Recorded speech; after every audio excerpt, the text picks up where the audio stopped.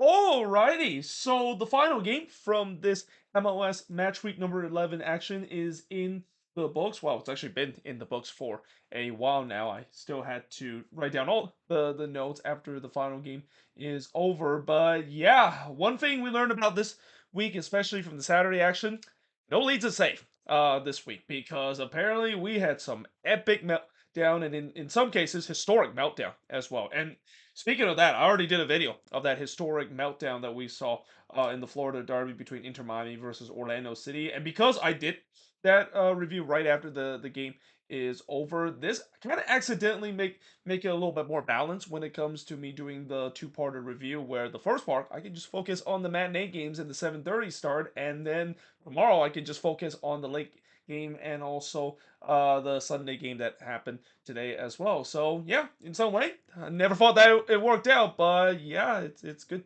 The fact that it at least that of course will work out because it would be kind of awkward. The fact that I would look at the first 8 games and then I would cut off one of the 7:30 game and move them into part number two.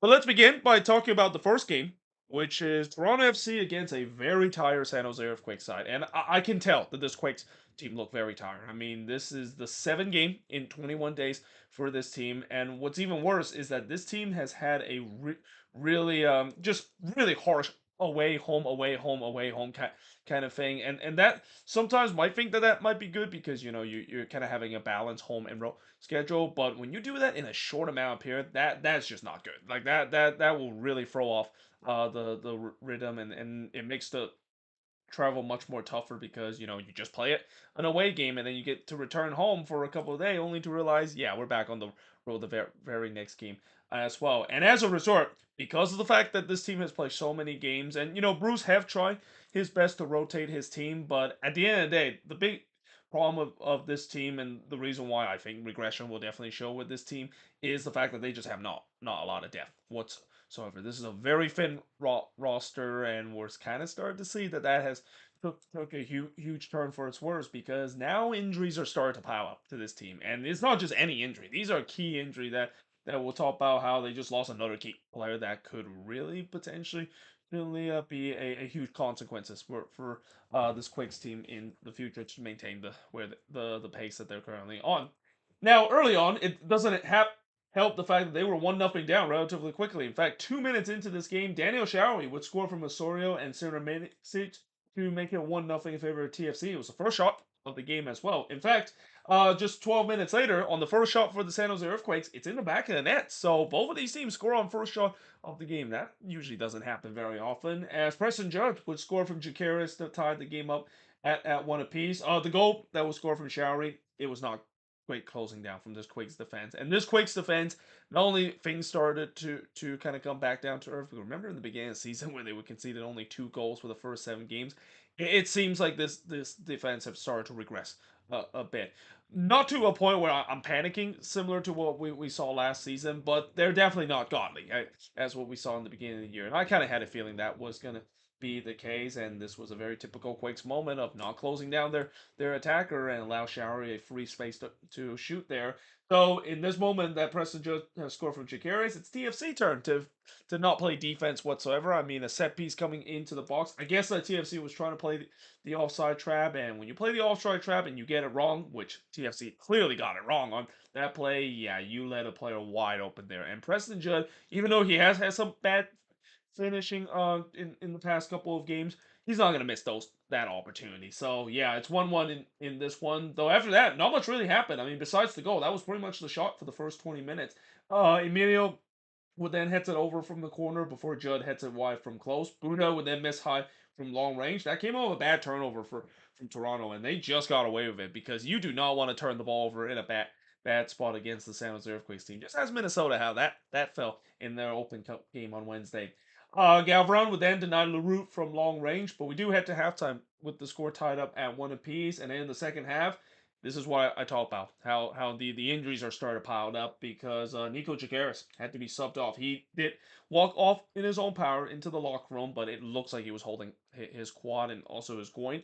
Let's just hope it's not serious because Nico Jacaris, he is the keystone to this team. He is the heart and soul. He's the playmaker of this team. He's the reason why this team has just been on fire on the attack. And to remove that piece, I mean, that is a rough loss for this Quakes team. And it just kind of also makes you wonder that, Bruce Arena, I know there's going to be blame that he probably should have maybe rotate some players, and maybe they shouldn't play some of their starters against Minnesota in the U.S. Open Cup.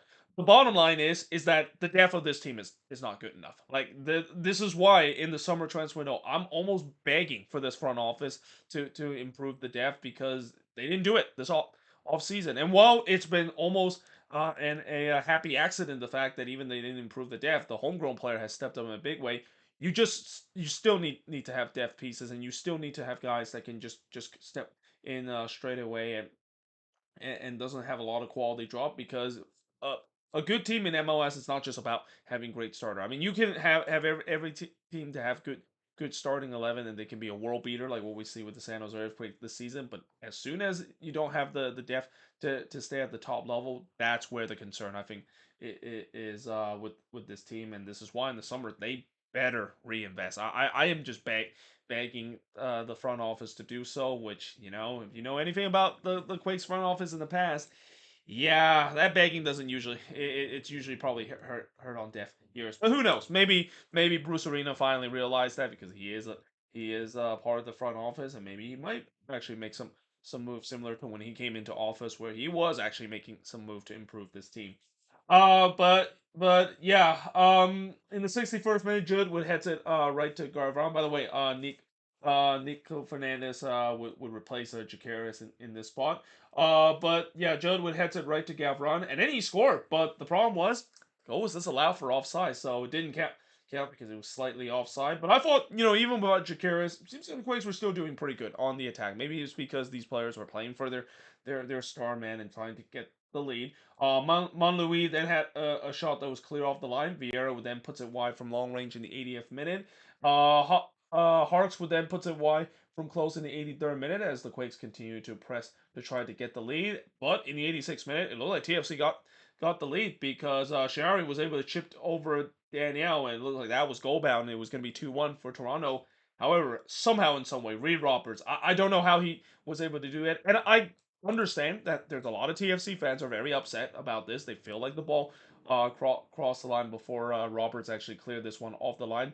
The bottom line is, we didn't really get a definitive angle for that. And because there's no goal line technology in MLS, you're basically just relying on the camera angle. And from what I see from the camera angle, and I might sound biased because I am a Quakes fan, I don't think there was enough to evidence to overturn that call. And that, I think they did go to VAR, or at least check at VAR at first to see whether or not it did cross the line. But again, because of the angle that it's very hard to tell. It might have gone in if you actually draw all the lines and so forth. But unfortunately, they didn't do that doing those VAR. They just kind of look at it on the first look. And obviously, this is not like the Premier League, where one of the biggest criticism in the Premier League when it comes to VAR, and especially their offside usage, is all the lines that they draw. It that's just kind of overcomplicate things. And in some way, I'm kind of glad that the MLS doesn't do that, because, as much as some people feel like that might be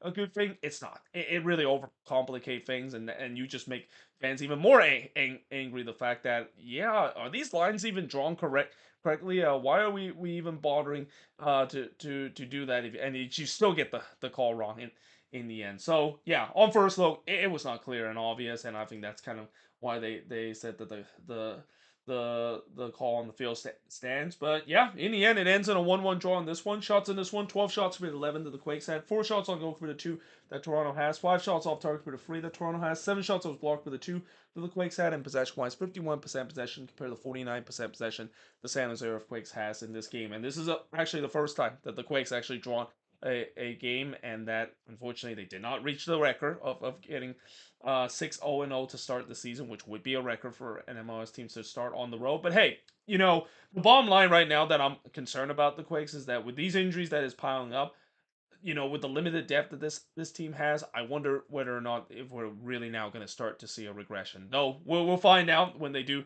have that big showdown against Vancouver, which I'm actually going to be going to that game, and I'm very excited because yeah, that is a battle between the top two teams in not only the Western Conference but also the Supporters Shield as well. When's the last time I actually been to a game where that's kind of the case? It's not very often that does happen. So I'm excited about that. And for Toronto, I mean, a draw against the best team in the league might not sound like a bad thing, but then you remember they lost to Atlanta United. Have they not lost to Atlanta United, I think this would have been a good draw for Toronto. But once they lost to Atlanta, I mean that game, as I said, that one was a very bad loss. Knowing that they are playing against two really good team, and their next game is probably playing against a very pissed off Inter Miami team. So yeah, I still don't think they picked up enough points to warrant the fact that they might stay where they are in the standings. Because even though they're above the red line right now, I don't know how this team is gonna do on the road. I don't trust the fact that this team is gonna do well in this long road trip, and I don't think TFC fans trust either because this team at times last season on the road they were not a good team whatsoever. Now moving on in terms of the next match is Sporting KC and the Seattle Sounders, and this felt like a loss for the Seattle Sounders. It is not very often I say a road team get a point and it feels like a loss, but that's kind of the case when you're facing against an SKC side that has been just a complete black hole and gifting points left, right, and center. Yeah, this has got to be disappointing if you're Brian Schmitz, and he even admitted to it. It really felt like a loss, especially the way that they were the better team throughout this game, and they let that one bad mistake and it come back to haunt them in a big way. Though it did get off to a good start for the Sounders. Rothrock would score on what was the first shot of the game as well. So first shot of the game was definitely a common thing we've seen at least in these first two matinee games, where first shot of the game it's in the back of the net, and this is also so the second game in a row we saw a goal inside just 2 minutes into the game. Rothrock then looked for another, but he missed wide, and then the post denied Fiera from close range. It was all Seattle early in this one. It looked like this was going to be a long day for Sporting KC, as it's been for the past couple of weeks. However, in the 18-minute, Jovic really just completely out of nowhere, completely against the run of play, ties the game up for Sporting KC. And also the first shot for Sporting KC at that point, but it was an absolute gift. I mean, Christian Rodon, he is still on the fringe in terms of potentially making the World Cup team.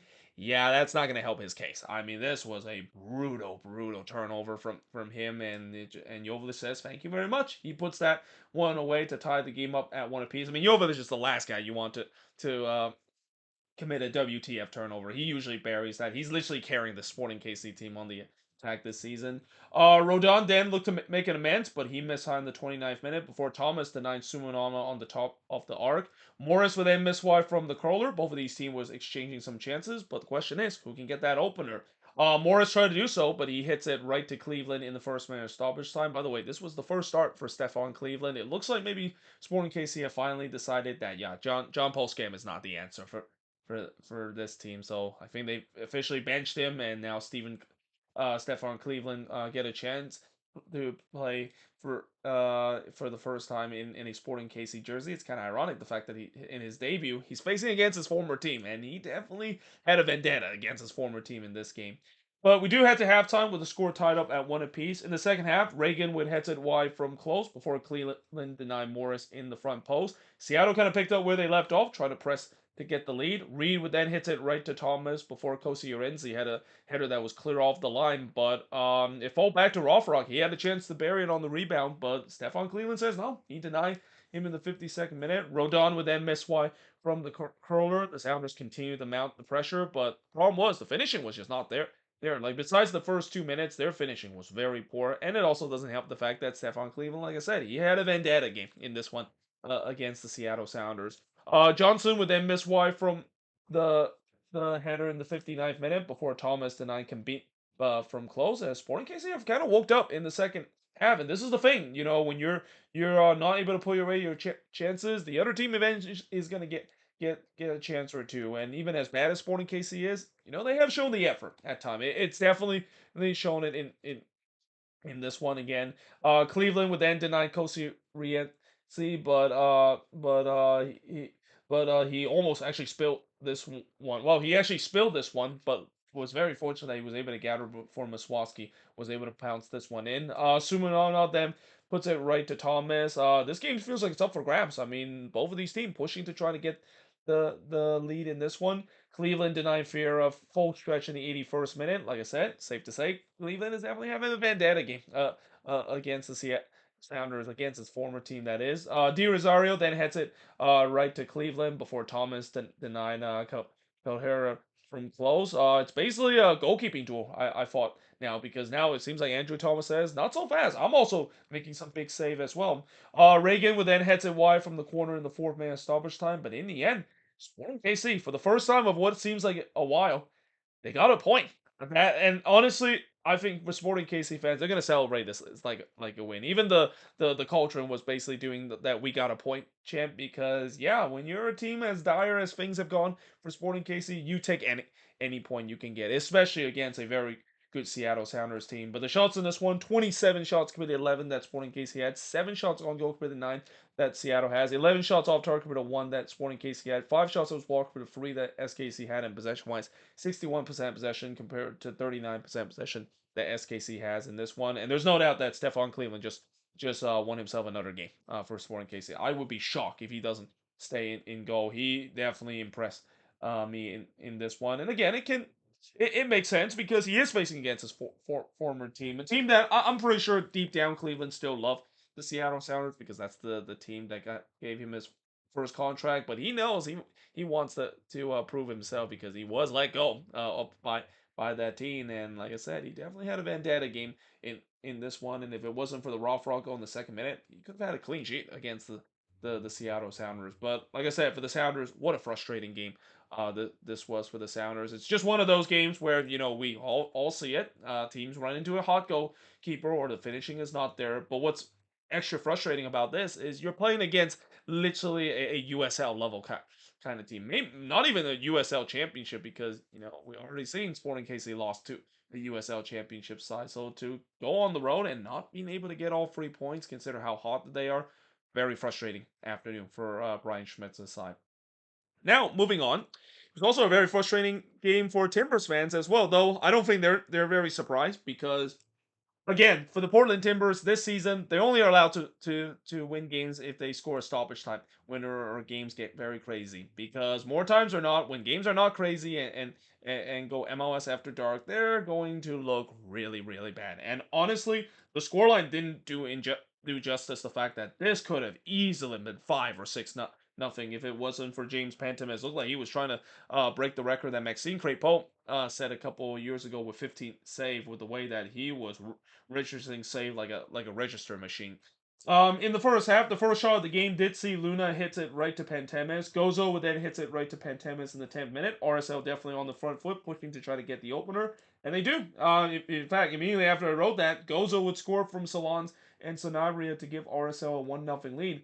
Gilovigi then was in on goal, but he was absolutely robbed by Pantemis on a 1v1. Won't be the last time we'll talk about that, because again, Pantemis, he was so good in this game, and the only reason why you keep the scoreline respectable for the Portland Timbers.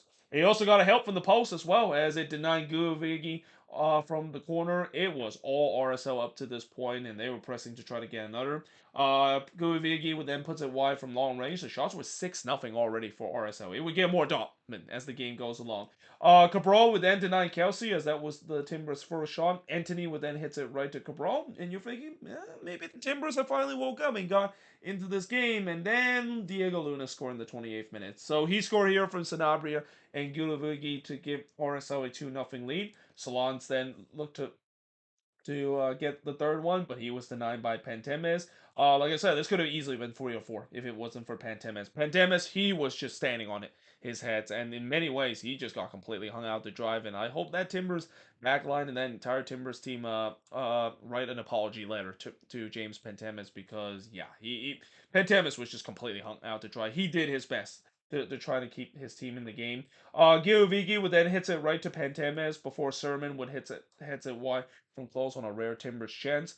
Gozo would then miss wide from the header in the 45th minute before Pantemis denied Luna from close range. Gozo would then hits it right to Pantemis, as RSL was pushing hard late in stoppage time to get this 3-0, but we do head to halftime with RSL leading 2-0. In the second half, it was still the James Pantemis show because he first denied Gozo from close in the 49th minute and then denying Caliscan, but it falls back to Sanabria who puts this one high as RSL kind of picked up where they left off. In fact, they now leads the shot 22-6, and the shots on goal target was crazy. 14-2 up to this point.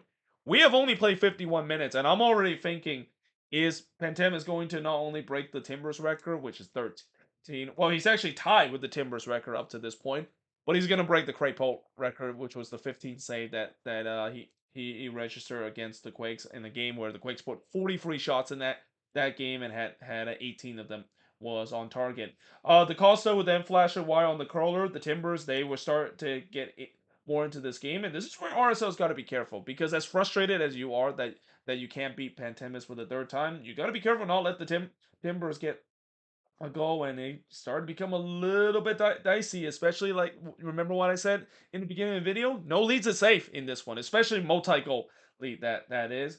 Gozo would then puts it high from close before Pantemis would deny squaring on what was his 13th save of the game, which was a new record for the Portland Timbers. I would say as the game goes along, he wasn't making as much save as it is in the beginning, so I was a little bit disappointed in some way because I thought the Crapo record was been broken. But at the same time, if you're a Timbers fan, you're probably happy that is the case because you survived just the complete onslaught that RSL was putting in front of Pantemis net.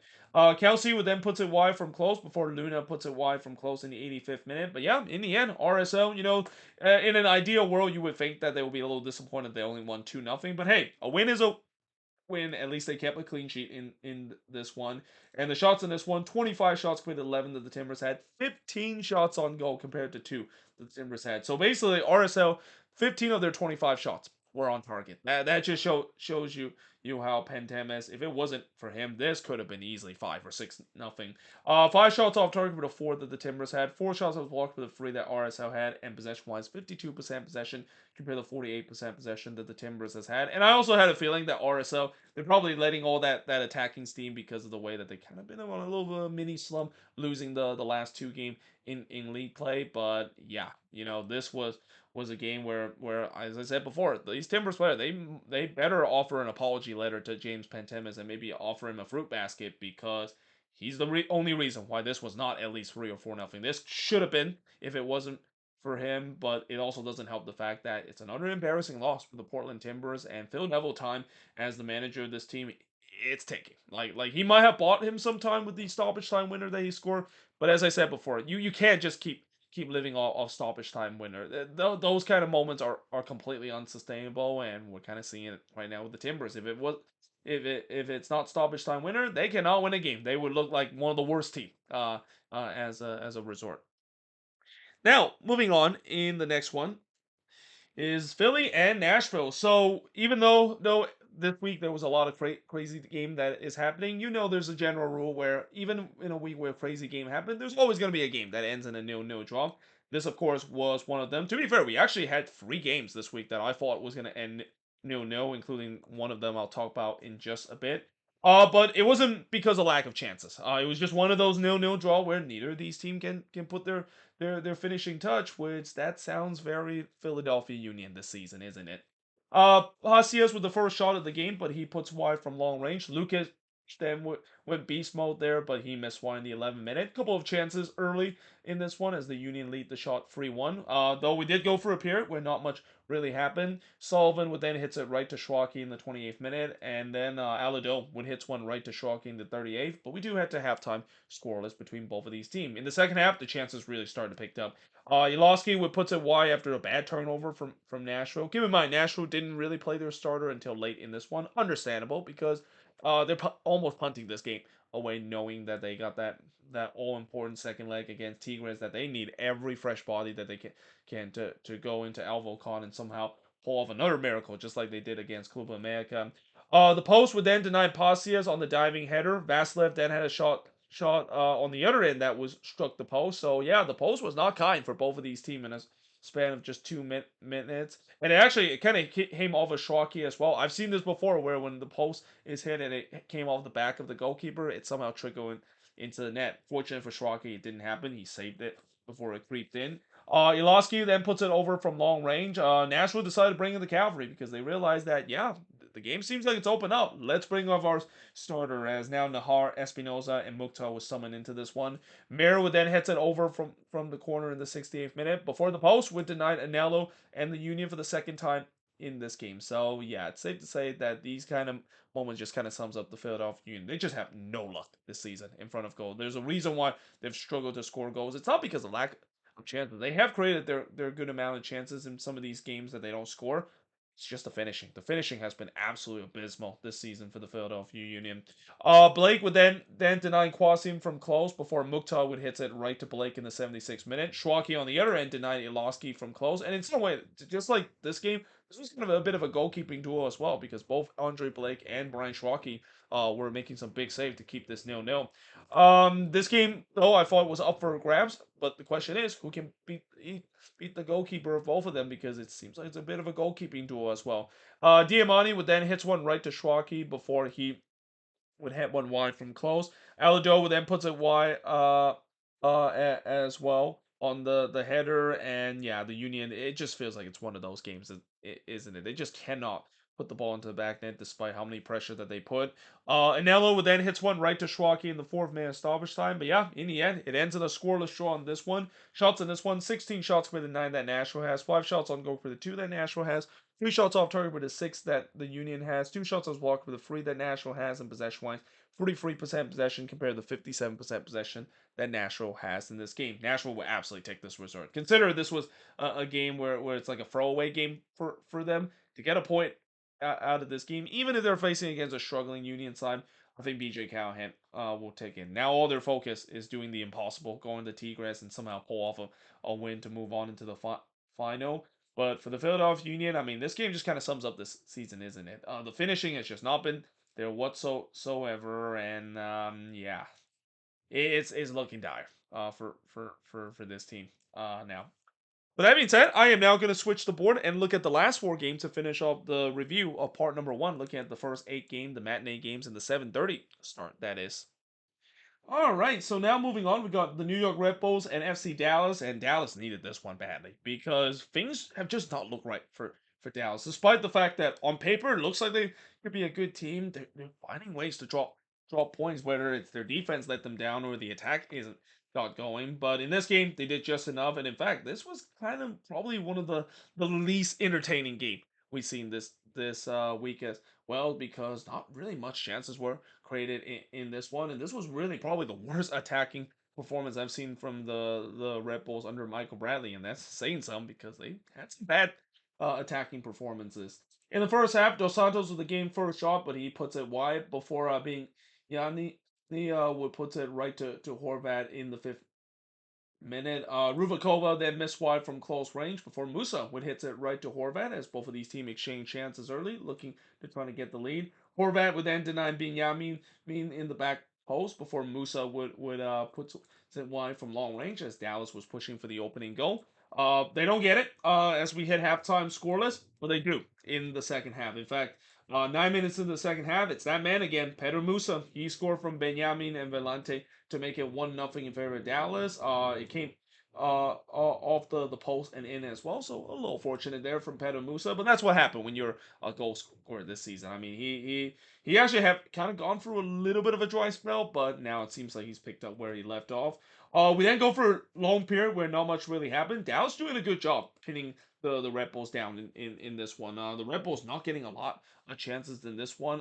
I think part of that is maybe the Red Bulls and Michael Bradley decided to not be as aggressive going forward on the attack. And, I guess that's understandable, because that means that they need to tighten up at the back, because their defense at times has been very, very poor because of the way that they've been very adventurous going forward. But because you decided to do that, then you sacrifice a lot on the attack. And it was pretty evident in this game where they just had nothing going on the attack because of the way that they went way too defensive. Horvat would then deny more in the near post in the 67th minute before Benedy would puts it wide on a rare opportunity for the Red Bulls. But then the 88th minute, Sam Sarver calls a game. He scored from Farrington to make it 2-0 in favor of Dallas.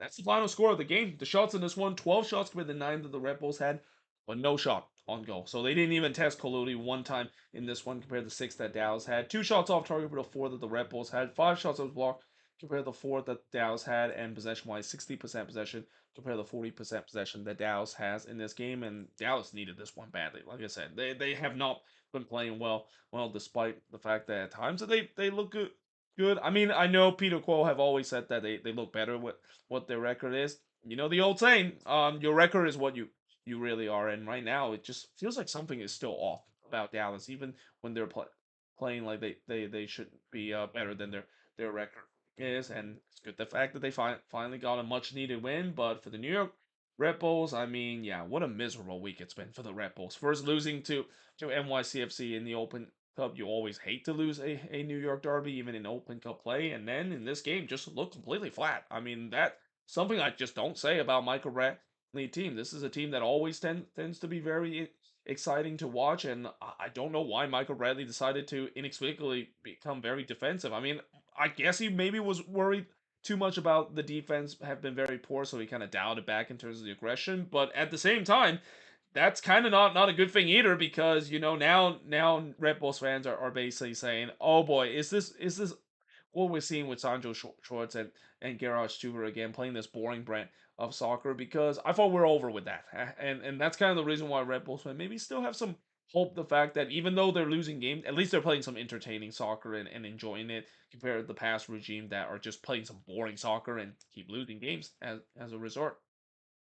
Now, moving on in the next game. So this is the fraud derby between New England versus Charlotte FC. It looks like it was going to end 0-0, which sounds about right for the fraud derby between two teams that I think are kind of pretenders. They don't really look like a real contender, but hey, they've been able to take advantage of playing against easy opponent and able to get the win. So in this case, New England does exactly that. Again, it was not a pretty game by either team by any means of necessary. But if there's one thing that both of these teams, especially when New England has done very well under Marco Mitrovic this season, is that in ugly games they still somehow get all 3 points, and that's why they're so high up in the Eastern Conference, because the East this season, like I said, has been pretty bad for the most part.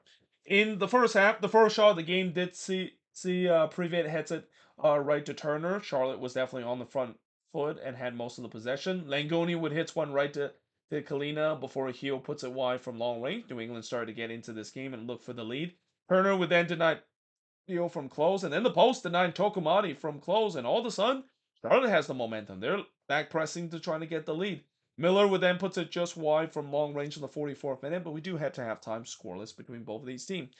Second half, Tokomati would hit it wide from the corner. Heel would then hit it right to Kalina on the free kick. It was a bit of an even start to this second half. Both of these teams continued to push for the opener. Morrison Ajiman then hits it wide from the corner before Kalina denying Yusuf from close in the 67. Miller would then miss wide from the header in the 74th minute. New England started to press to try to get the lead late. And then late in this game, just as we thought we were going to finish this game 0-0, because neither of these teams really created too much chance late in this one, a penalty was given as Ajiman handballed this one in the box. So here comes Carlos Hill. You know what he can do from the spot. He usually does not miss from the spot, and he doesn't here. He buries it to give New England a 1-0 lead. But Charlotte, they were not going to go down without a fight. They had some big chances late after giving up the what turns out to be the only goal of this game. Schlegel would then hits it right to Turner in the ninth minute before Ajiman trying to make amends of the handball that gave the penalty for New England. But Turner says no. He was able to deny him, even though he was goal bound. It was still able to clear off the line. So talk about that New England defense and Matt Turner. It's no surprise that this New England team has looked so much better on the defensive end, and also getting some great goalkeeping play when Matt Turner is back. With the New England Revolution, when he was with this team doing that record breaking run in 2021 under Bruce Arena, he was a certified goalkeeper of the year kind of player, and it feels like he's kind of getting back to that level, which kind of begs me the question. This is where Maurizio Pochettino is going to have to make a really tough decision, because Matt Freese, he's been okay this season, and many might think that he might be the starting goalkeeper for the U.S. in the World Cup. I think you got to go with Turner. I mean, Matt Freese has had some good moments for NYCFC, but the bottom line is, I think Turner is just performing better right now. I mean, with all the outrageous save that he has made for New England this season, you got to go with the hot hand there. Even for a while, it feels like Freeze was the number one for the U.S. But that should be very interesting decision for Pochettino to make, and maybe some goalkeeping controversy as we head into the World Cup, which it's hard to believe, but it's only about a little over a month before the World Cup does begin, and it will be a very interesting decision of what Pochettino would do, or whether to go with Turner or Freeze for that opening game against Paraguay down in LA. But yeah, in the end, New England does get the 1-0 win. Shots in this one, 15 shots for the 7 that Charlotte has, 3 shots on goal for the 4 that New England has, 5 shots off target for the 3 that Charlotte has, no shots on blocked for the 6 that New England has, and possession-wise, 57% possession compared to 43% possession that Charlotte had. So New England kind of win the fraud derby. They are kind of proven that they're, even though they might be still labeled as a fraud because of the way that they're playing easy teams, they don't care. And Charlotte is still labeled as a fraud because they have been proven in the last couple of games where things have started to fall apart for this team. I think everyone saw this coming. They feel like they were playing over their and a little bit, and reality is going to set in. And yeah, reality is really starting to set in on the Charlotte side. Now, moving on in terms of the next match is Minnesota and Columbus. So what a wild last couple of days it's been for this Loon side. On Wednesday I went to that game, and as I said many times, I didn't really care who wins, but I was kind of still disappointed to see Minnesota that their typical collapse city kind of thing that they do in big games, and had a 2-1 lead, and next thing you know they were down 4-2 in this one. Columbus probably saw that and say, hold my beer, because we're going to be collapse city in this one. And I'm pretty sure they also saw what Miami did with that historic collapse and say, hold my beer, we're gonna also do the same thing as well.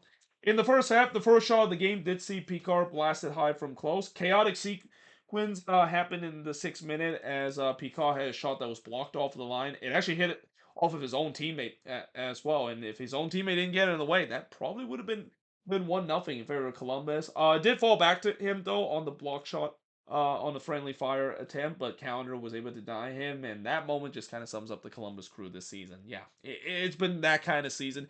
Even though I will say that their season has kind of started to turn around a little bit. Henrik Rustrom actually has done a pretty good job in the month of April, and has really guided this team back to where they should be, which is a contender in the East. There's also still those kind of moments. It just kind of makes you just pull your hair out if you're a crew fan, seeing how in the world did we not make this 1-0. The first shot for Minnesota did see Sean Kalai hits it right to Schulte. Rossi would then have a shot that was deflected wide from close range. I thought the passing just seemed off for the Loons in this one. And keep in mind, I had a feeling this was going to probably be a loss for Minnesota because of the way that, just like what I said about the Quakes, this team looked tired. This team looked really tired because of how many games that they play, and that yes, I know Cam Knowles have tried to rotate a bit. I don't think it's enough in my opinion, and especially after it's such a dispirited loss against the Quakes, and have to travel all the way across the other side of the country on a short week like that. Yeah, I wouldn't blame the fact that this team would look all off, and that they would look absolutely tired in this game, and I thought it's just probably going to be a schedule loss for this team. And in the 31st minute, they go down 1-0 as Taha Broom would score from Marston to give Columbus a 1-0 lead. It's been coming. Columbus was by far the better team up to this point. Sean Kalai did look to answer, but he missed wide there. And then Duncan was in on goal here, and he missed the target. I mean, I know Kyle Duncan is not known to score goals, even though he has scored one for this team this season. But yeah, that is one that he would like to have back. That absolutely should have been 1-1. But I thought the Loons were being a little bit better, at least in the final. They're starting to get into this game a little bit. Duggan would then hits it right to Schulte before Rossi would miss wide from long range in the 41st minute. The shots were 8-3 for Columbus 42 minutes in, but we do head to halftime with Columbus leading 1-0. In the second half, they would make it 2-0 as Hugo Picard would score to make it 2-0 here, and this was a rare mistake there from Drake Calendar. You know things are not going well for this team when Drake Calendar is making a mistake. He's been pretty good for this team for the most part, but here he just kind of flapped this one right into the path of Picard, and Picard says, "Thank you very much. I'm gonna bury this one." Actually, to be fair, it was originally blocked, but he got the rebound and eventually bury it, and just like that, it's 2-0 in favor of Columbus, and that's when I thought, "Yep, pack it up. It's over." I wouldn't blame Loons fans decide to turn the TV off, similar to what I said with Orlando fans decide to turn the TV off when it's 3-0 in their game because yeah, this feels like it's a scheduled loss with the way that this team was just not at it in this game whatsoever. But remember what I said in the beginning of this video: no leads is safe this week, and apparently this is the week of historic collapse and meltdown, and it happened in this one because in the 59th minute, Calvin Yoboa would score for Marcanic and Diaz to make it a 2-1 game, and I'm thought, never mind. Maybe this could get interesting. And while this was happening, I was pretty much had my eyes on the Miami versus Orlando game. In fact, I was so focused on that game, I kind of didn't really pay too much attention to the other game as well because that game it was kind of crazy to see the collapse being input. So this cat kind of is one that I'll say this again later after going through the notes of this game, but Columbus is probably very lucky that Miami had even a more epic collapse on their hand than what they did in this one. Because have it not for that historic collapse that Miami has, I think a lot of people would be talking about this collapse. This collapse really kind of overshadow, and it also doesn't help the fact that it kind of overlap itself. A lot of people were too focused on the Miami collapse, not realizing that Columbus was on the verge of hitting the self-destruction button themselves because in the 66th minute, Calvin Yoboa would score from Pereira. And by the way, the goal that Yoboa scored from Marcanic and Diaz, guess what happened in that goal and what led to Minnesota getting that goal to get themselves back. You guessed it. It's a long throw in.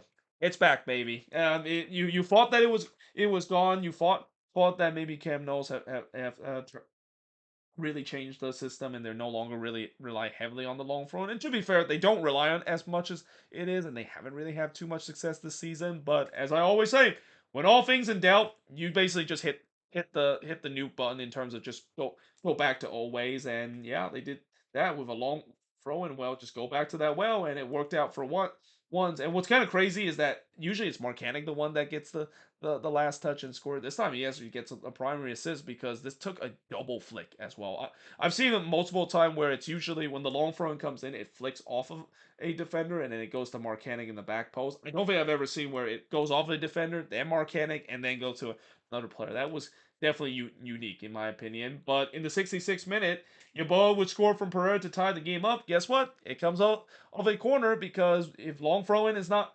gonna be something that will be the death of opponent when they face against Minnesota, then corners will be because this team they are the set piece king last season, and like I said, when all things are down, hit the nuke button and go back to old ways, and they're going back to old ways, and yeah, Columbus they definitely saw the Miami meltdown and say, yeah, we want part of that slice of the meltdown. We want to be part of that as well. Rossi then looked to respond, but he struck the post. But then the 79th minute, the meltdown was complete as Marcanic would score from Triantis there. It actually hit both posts and goes in as well. That is something I usually don't see very often, especially for a Minnesota team, nevertheless. But yeah, just like that, it's 3-2 in this game. So in a span of 15 minutes, Minnesota went from 2-0 down to make it 3-2 in this one. And this is despite the fact that I written them off and I said that this looked like a tired team. It looks like a schedule loss. Again, no leads is safe this week apparently.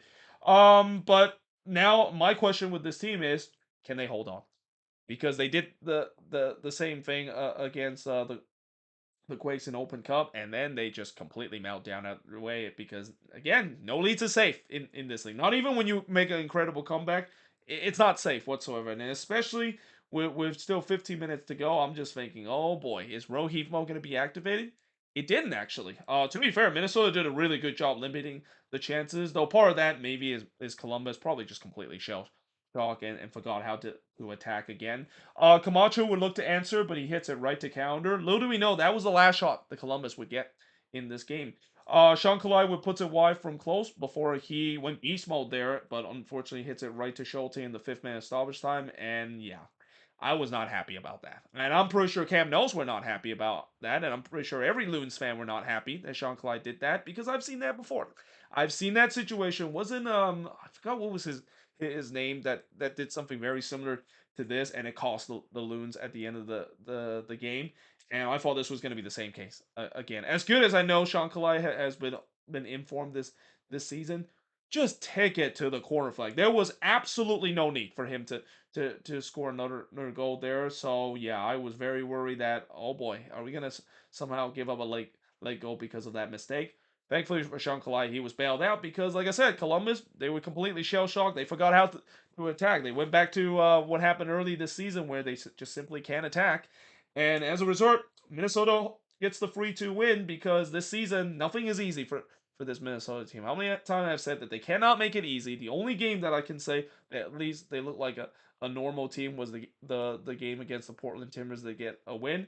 Other than that, they cannot be normal. It's basically like that meme where the screaming lady and I think the male basically says, "Why can't you be normal?" And the screaming lady is shown on the next page. That's what Minnesota United is this season. They just cannot be normal this year. Cannot make it easy on me, any fans that support this team. It's heart attack city every single week with this team. Shots in this one, 13 shots for the 10 that Minnesota has, 7 shots on goal for the 4 that Columbus had. I say that as a bad thing, even though, for the most part, they've been on the good end of it, though. Just don't look at what happened on Wednesday, that is, against the Quakes. That game on Wednesday was exactly what I'm talking about, why they can't just keep doing this somehow holding on for dear life and get a point. Although I will say that this was probably one of the better games that they have in terms of closing out, and not like previous game where they just give opponent chance after chance late in the game. 3 shots off target for the to 3 that Minnesota has. 5 shots that was blocked for the none that Minnesota has, and possession wise 64% possession compared to 36% possession that Minnesota has. And for Columbus, yeah, this game done all that goodwill that they did in April. They played relatively well in April, and I'll talk about it when I look at the standings. That is, I forgot to do it last week. That was a huge mistake on my part. I'll make sure I'll make it up this week itself. But they actually have been playing much better prior to this game. They just got to move on from this. I mean, this is something you just don't see happen very often for a Columbus team just to go into self-destruction mode like they did in this game at home. Nevertheless, they never do this under their will for Nancy, and yet that's what happened in this game. And they're very lucky that Miami overshadowed them because had Miami didn't get that big blown lead, everybody will be talking about this being an epic meltdown.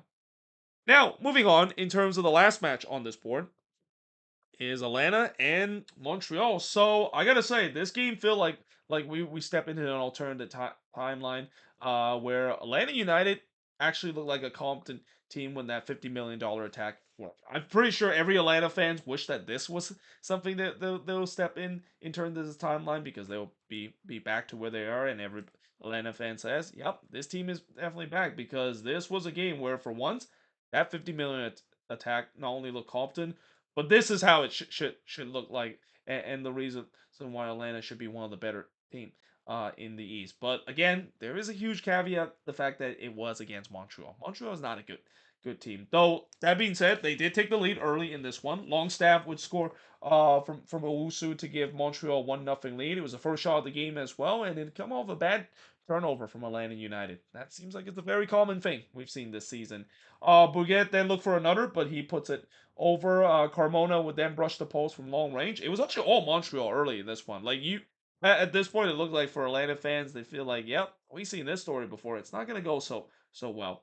But they did get themselves into this game. Galarza would put it wide after he fluffed his shot there. I thought Atlanta started to wake up and look to get some chances. Hoyos would then deny Owusu, but he did give up a rebound, and he's very fortunate that there was a Atlanta teammate right in the vicinity to clear this one away, and that was huge because in the 41st minute, it finally happened. Saba Lobjanidze have finally scored a goal. It's been what, over a year since that has happened. I've mentioned before that he is just completely snake bitten, one of the most snake bitten players this past season. Just cannot get anything going, but it's got to be a huge relief that he finally scored the goal. He scored here from Aranchek and Almador to give Atlanta a one equalizing goal, and not only the draw is over, he can probably thank Thomas Gilliat for this because that is one that Gilliat would not want to look back. He should have saved this one, but hey, when you're in such a long goal draw like that, you take any sorts of goal. You take any mercy from the sports god to free the shackle of the goal scoring drought that Lobjanidze has had. Latte left and looked for the lead, but he puts it wide from long range. But then just a couple minutes later, guess what? He would score from Maranchuk to make it get 2-1 in favor of Atlanta. So like I said, this is how it's supposed to look for Atlanta United. see what happened when the 50 million attack actually play up to its potential. Now Atlanta fans are very excited, and we'll see whether or not they're excited about just this game alone or the fact that it's back to normalcy in the next one. So we do head to halftime with Atlanta leading 2-1. In the second half, Hoyos would deny Owusu from close. Montreal once again start off well. Now look to tie it.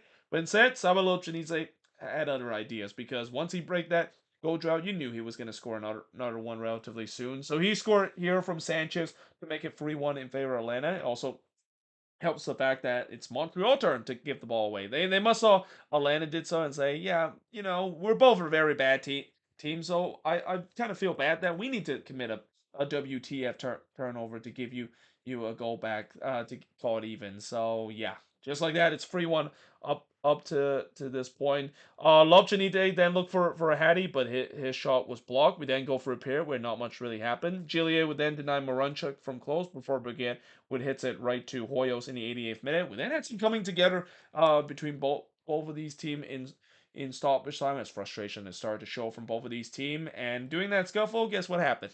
Brian Vera got himself a red card because, of course, Brian Vera would get himself a red card in a scuffle. Like anytime when there's a little scrum and a little coming together, and if Vera is in that, yeah, he's going to be in the center of the attention. More times than not, he's probably going to be the one that will leave that scrimmage with a red card, and that's exactly what happened.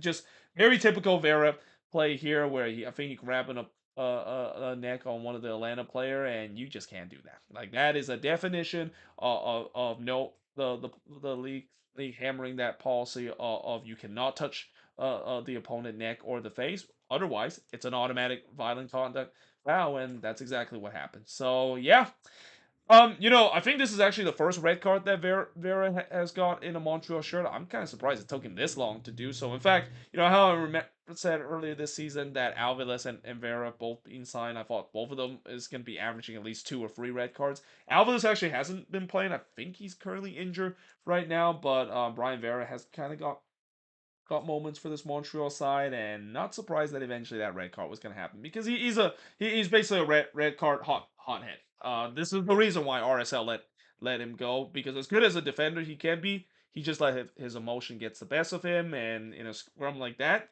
he will always let the emotion gets the best of him, and that is kind of the reason why he is being very hated, not only by his own fans but probably by everyone else. The fact that he is almost like a villain and the master of all the dark arts, but not really practicing it in a very good way.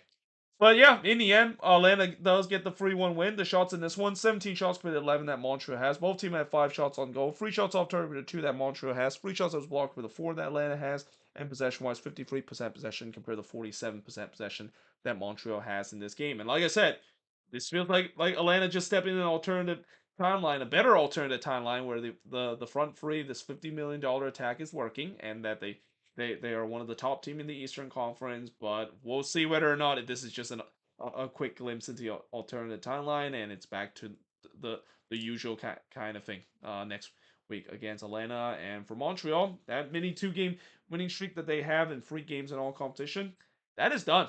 And that's not a big surprise. Again, this season, the East, I said that it's definitely weaker compared to last season. That's an understatement. I mean, there are some very, very bad teams in the Eastern Conference. There's teams that they should have no business in terms of being in a playoff spot right now. And this is where, once again, we go back to talk about why a lot of people hate the current playoff format, and the fact that there's too many teams that get into the playoffs. It really water down the the the competition, and especially if you have one conference that is doing very bad. Last year was the West, because last year it looks like nobody wanted to make it to the playing round out of the West, and this season it's the East. I mean, honestly, I feel like this season there's going to be a team that will make it into the playing game, or even being a 7 and 6 seed, and might only need less than 50 points, or just about that to get to that spot. That is how bad the Eastern Conference is this season. It also doesn't help the fact that when you look at some of these interconference matchup, once again the West gets the better of the East. This was an East versus West matchup. Guess who won? The West did. This was an East versus West matchup.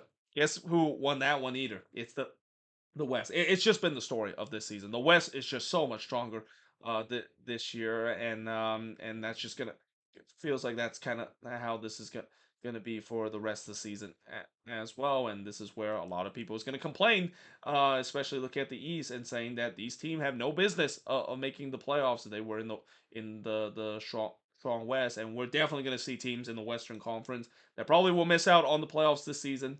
Maybe would have made it in the East because how bad and how mediocre the Eastern Conference is this season.